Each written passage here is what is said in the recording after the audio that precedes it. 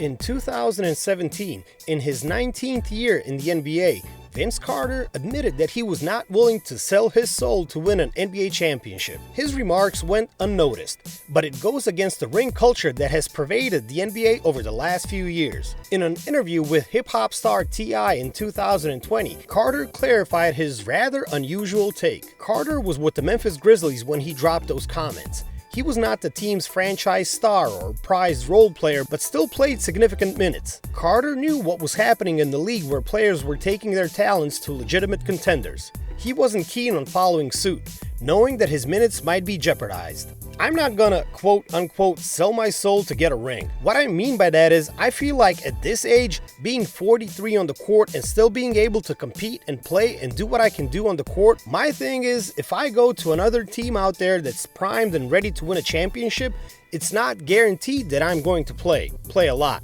And I can't handle that, brother.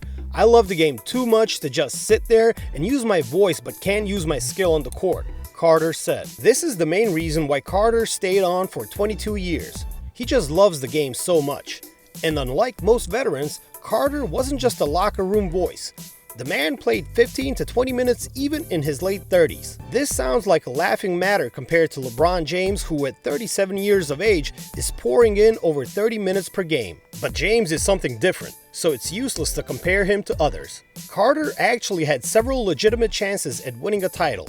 In 2001, he led the Toronto Raptors to the conference semis, where they bowed down in a classic duel with Allen Iverson's Philadelphia 76ers. Carter also guided the New Jersey Nets to 2 conference semis appearances. 2010 was the closest Carter got to an NBA championship, as the Orlando Magic made it to the conference finals but were booted out in 6 games by the Boston Celtics. In 2012, fresh off of their championship year, the Dallas Mavericks acquired Carter. Lo and behold, injuries prevented Dirk Nowitzki and Jason Kidd from keeping up the momentum. They recorded a mediocre regular season and were swept by the Oklahoma City Thunder in the first round. Speaking of injuries, Vince was able to enjoy such a long career because he always made sure to take care of his body. According to Carter, he began to listen to what his body was telling him when he approached his late 30s. To further shed light on that, the 8-time NBA All-Star said that he worked closely with his nutritionist and, more importantly, he became extra mindful of what he eats.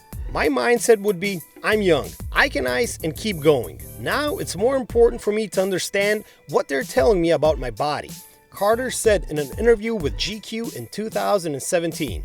So, if my legs are heavy, that's my body telling me I need more sleep or to stretch.